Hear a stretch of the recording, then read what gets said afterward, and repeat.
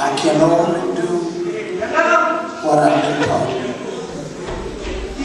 If you got a breakthrough and you know it in your spirit, you have to put a claim on it. If you walk out the door and don't claim it with your mouth, the enemy won't hold you to your commitment.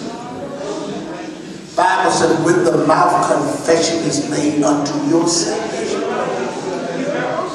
I want you to come one by one. The Lord did it. I want you to come tell what the Lord did for you. Put a claim on it. Now, who's first?